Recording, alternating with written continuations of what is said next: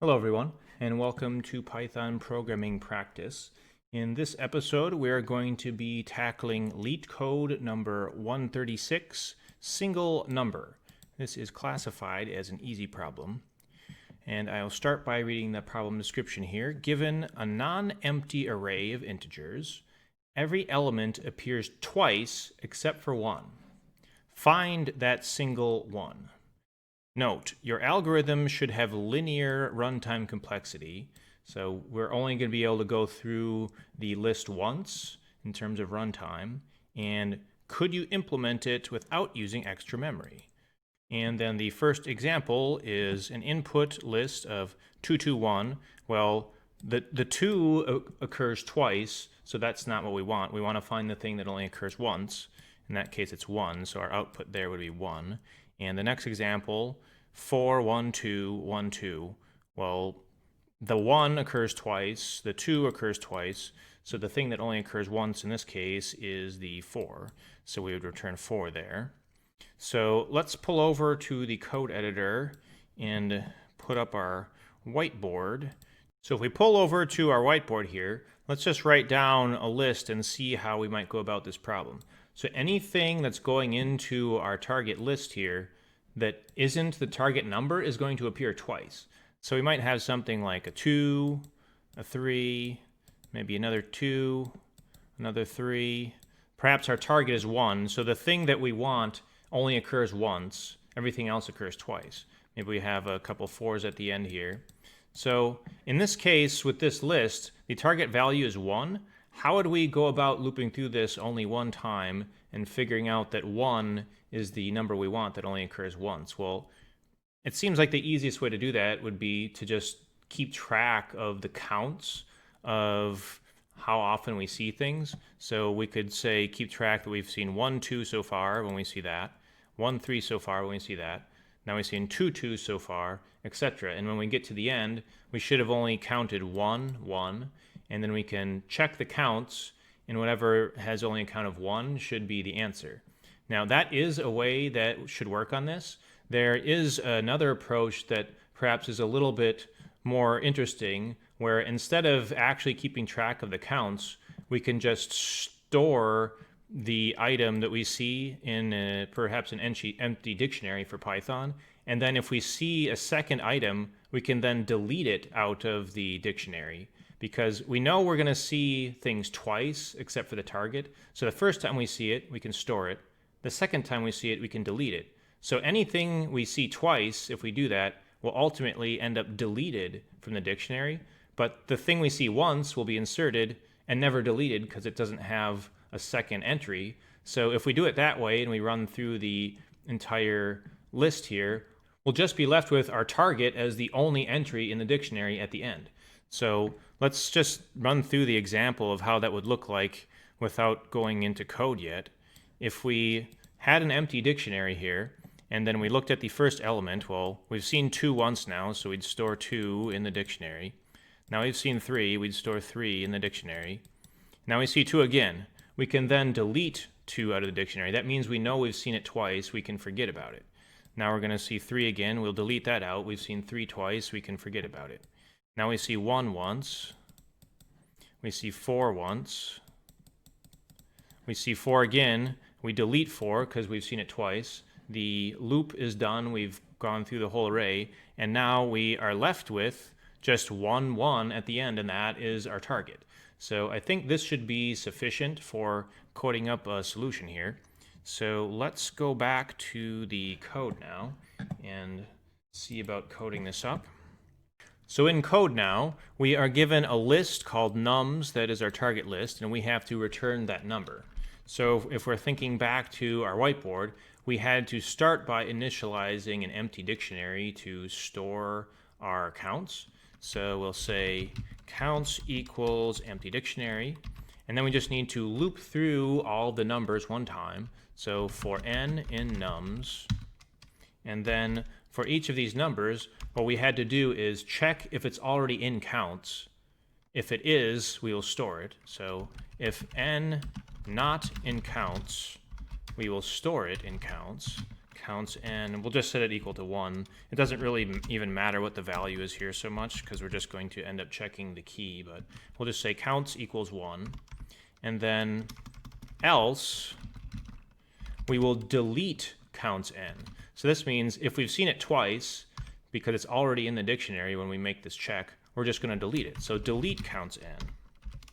And once this loop runs through, it will have entered and deleted every single value that appears twice, and the one thing that appears once will be left in the counts, and that will be the only thing left. So then we can just return what that is.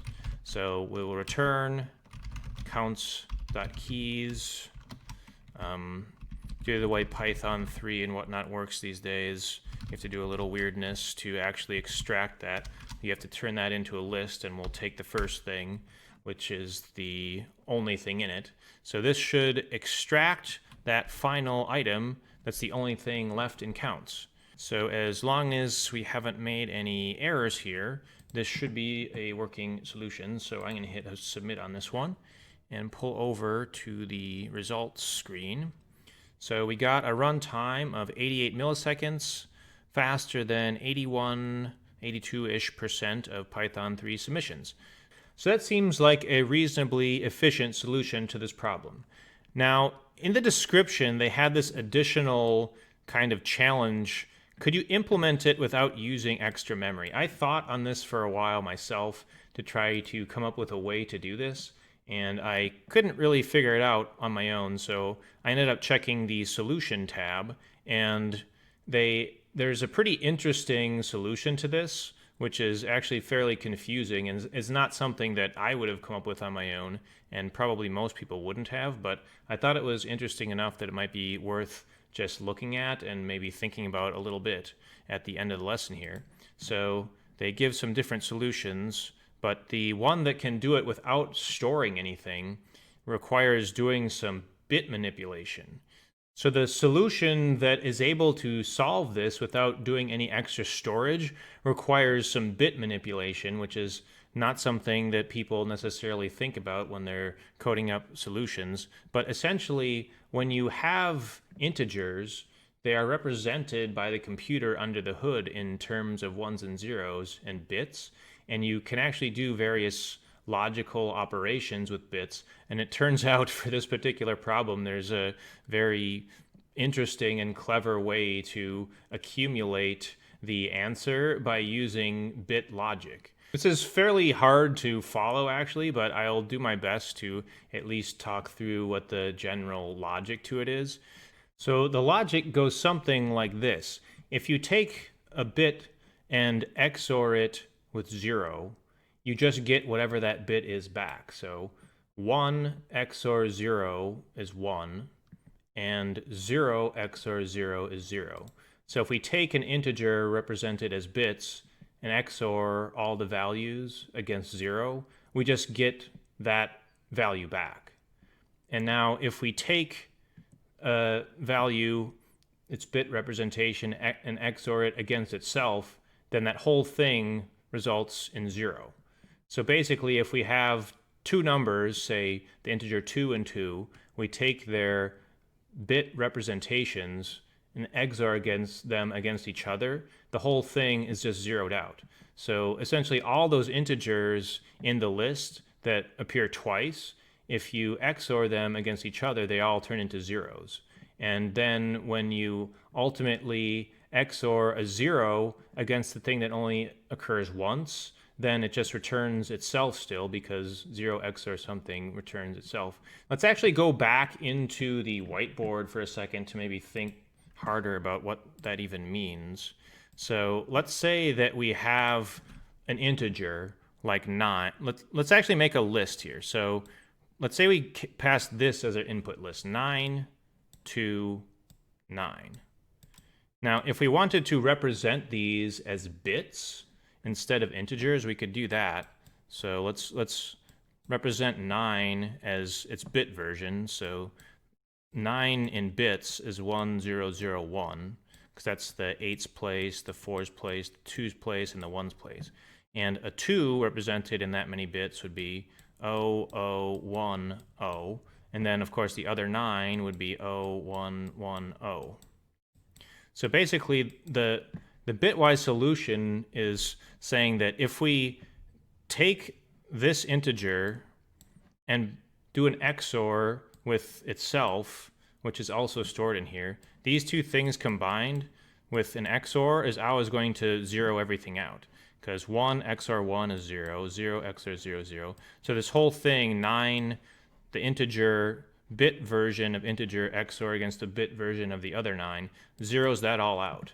And then anything XORed against 0 is just itself. So if this and this cancel each other out, the one thing that doesn't have anything to cancel itself out with just ends up being returned at the end of the bitwise operations. The interesting thing is that it doesn't matter the order in which these XOR operations occur. So even if we did 9 XOR 2 and then 2 XOR 9, the ultimate result would still be that we're left with the bit representation of 2.